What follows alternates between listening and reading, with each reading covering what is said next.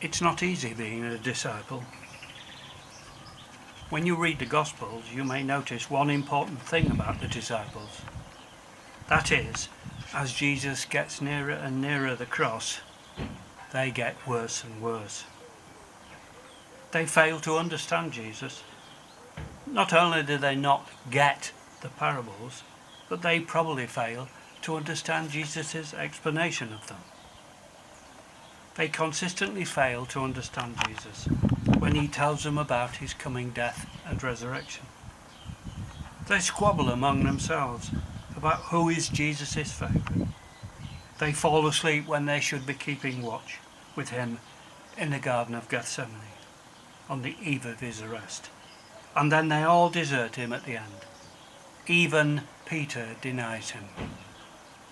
Well, what a bunch of friends to have. Would we pick friends like these?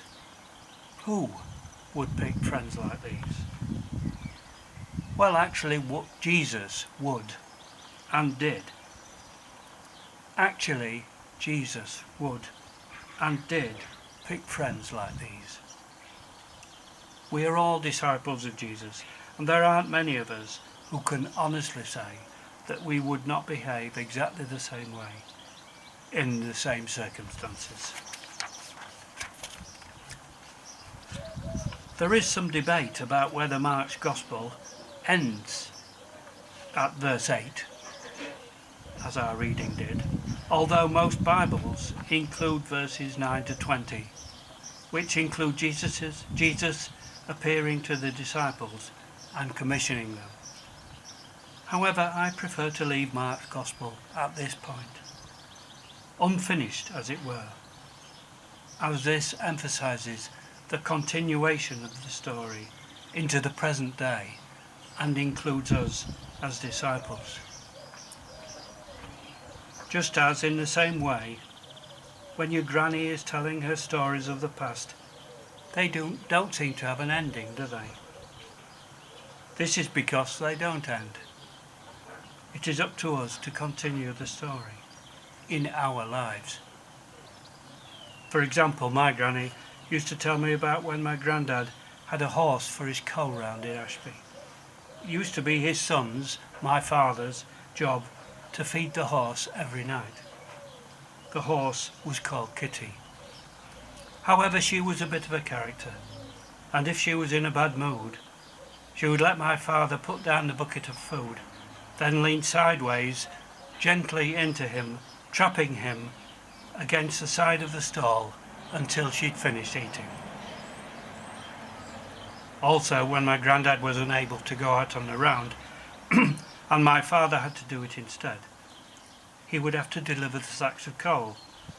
However, the horse knew the round much better than my father, so much so that every pub they passed, the horse would stop and refuse to move on until my father had stepped down from the cart, walked into the pub and straight out again, and then got back on the cart.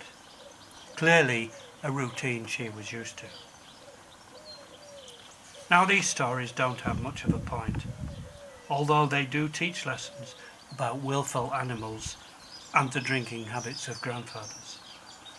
And they don't really have an ending, but they are very much part of my life now, particularly since both my father and grandfather are now dead.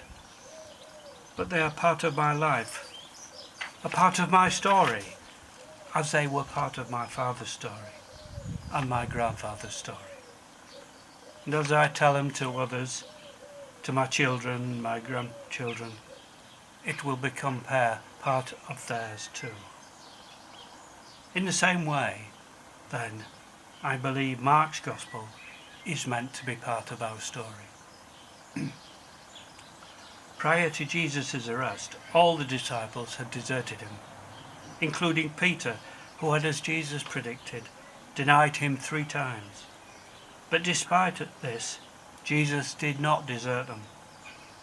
The young man in the tomb said, "Go to Galilee. Jesus will be there ahead of you." So even though these disciples had let him down and abandoned him, he did not let them down.